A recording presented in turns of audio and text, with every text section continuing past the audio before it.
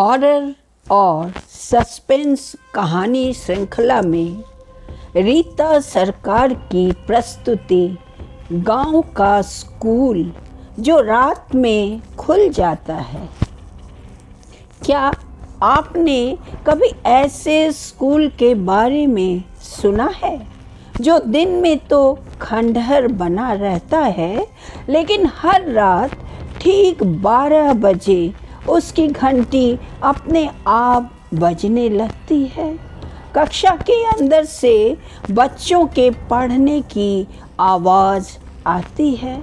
Black board पर अपने आप चौक चलने लगता है और कोई अदृश्य शिक्षक उपस्थिति लेने लगता है। रवि जी मास्टर जी, सीमा जी मास्टर जी।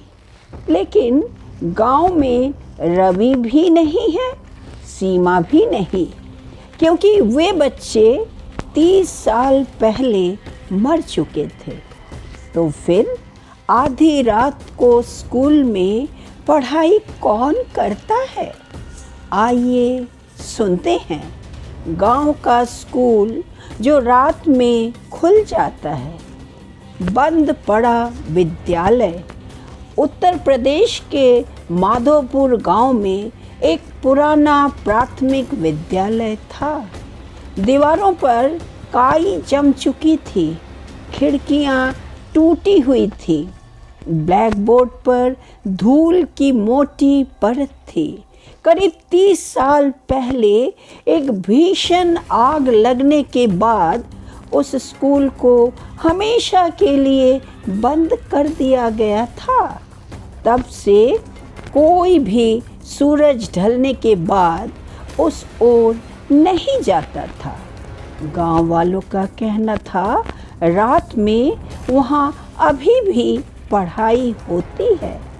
नई शिक्षिका शहर से आई अनन्या की पहली सरकारी नियुक्ति उसी गांव में हुई।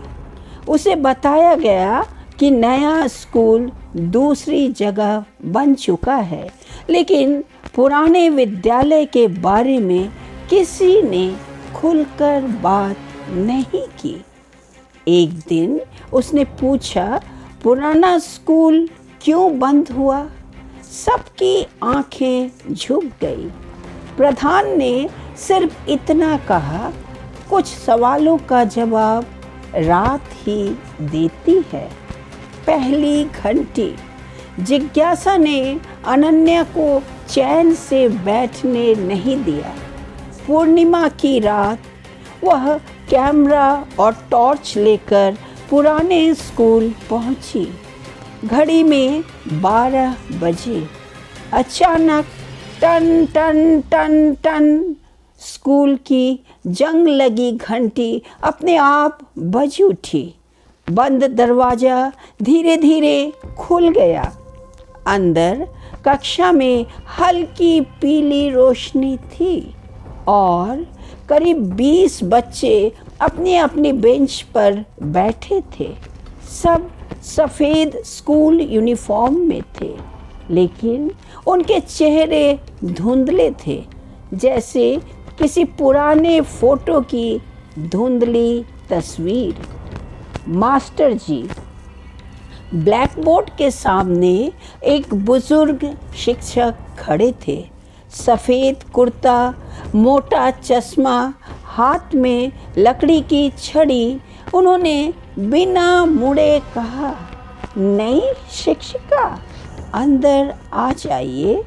अनन्या का दिल तेजी से धड़कने लगा। आप मुझे जानते हैं?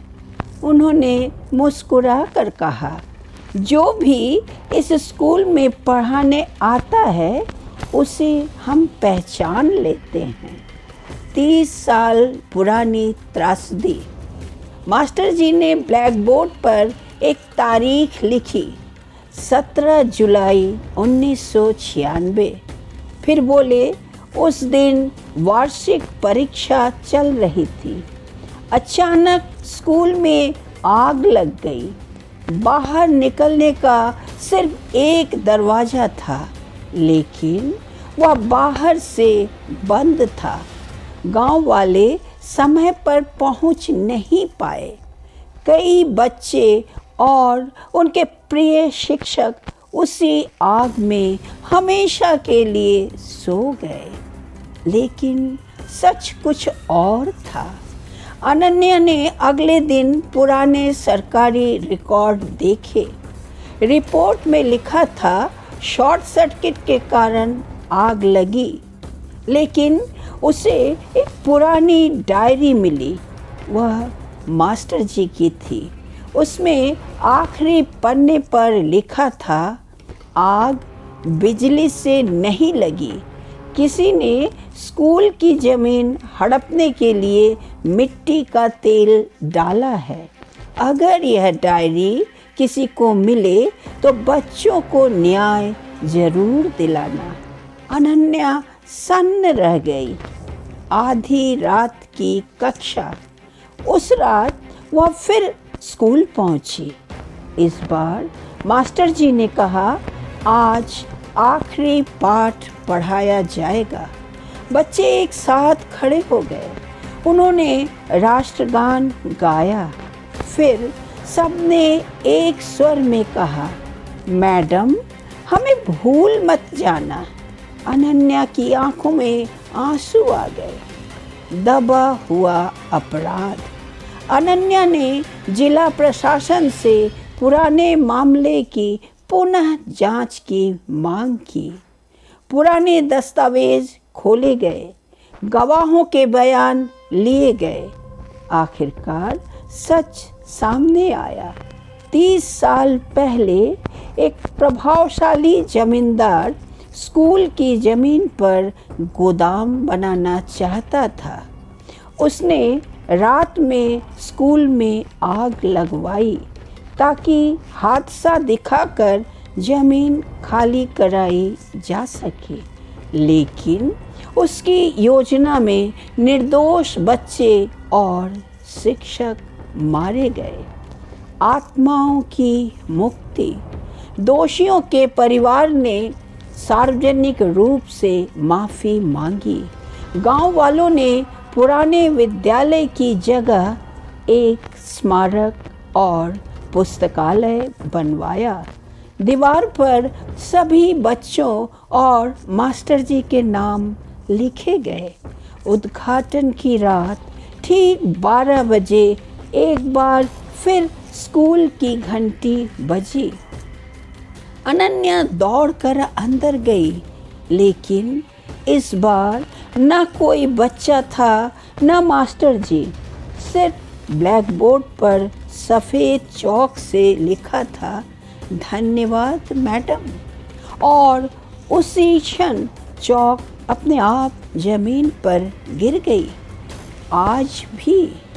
आज माधोपुर का नया स्कूल पूरे ज़िले में सबसे अच्छा माना जाता है।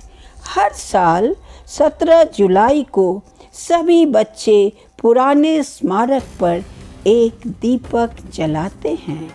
गांव वाले कहते हैं उस रात अब भी हल्की सी बच्चों की हंसी सुनाई देती है। लेकिन अब उसमें डर नहीं, सुकून होता है, क्योंकि वे आत्माएं आखिरकार न्याय पा चुकी हैं।